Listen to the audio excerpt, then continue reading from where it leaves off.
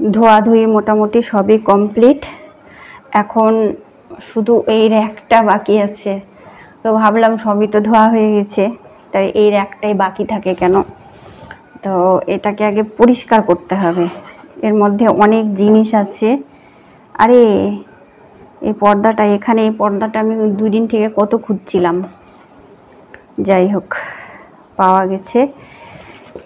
এখানে অনেক জিনিস আছে, এগুলো সব পরিষ্কারও করতে হবে।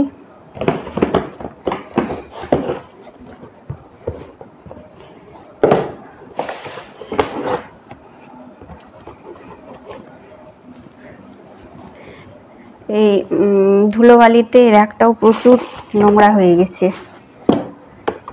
তো ভাবছি এগুলো সব পরিষ্কার করে নিয়ে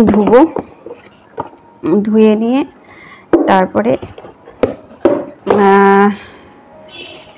তারপরে হচ্ছে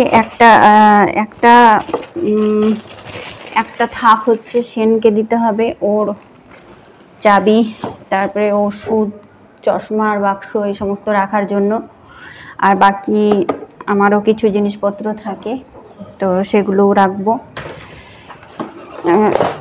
সব ছিটিয়ে বিটিয়ে আছে একদম।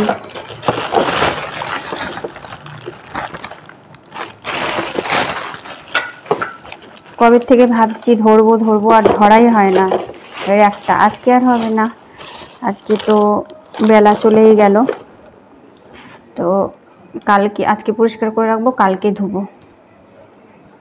ও সিঁদুরও আছে, সিঁদুর কি শুকিয়ে গেছে? ই বাবা, সিঁদুর থাকতে থাকতে শুকিয়ে গেছে। যাই হোক, এগুলো পরে ঝেড়ে বেছে নিতে হবে আর কি। এগুলো সব আমার দরকারি জিনিস, এগুলো সব পার্সেল। সব থেকে ভয়ঙ্কর হয়ে আছে এটা আর এই থাকটা, সব থেকে ভয়ঙ্কর। ও বাবা, এটাতে তো অনেক জিনিস আছে। এগুলো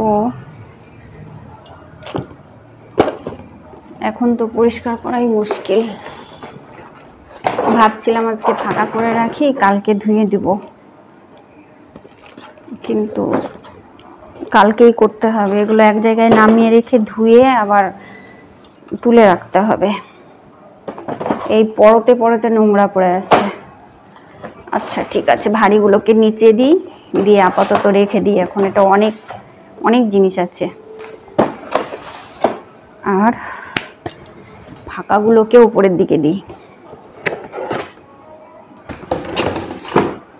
কালকে পরিষ্কার করব।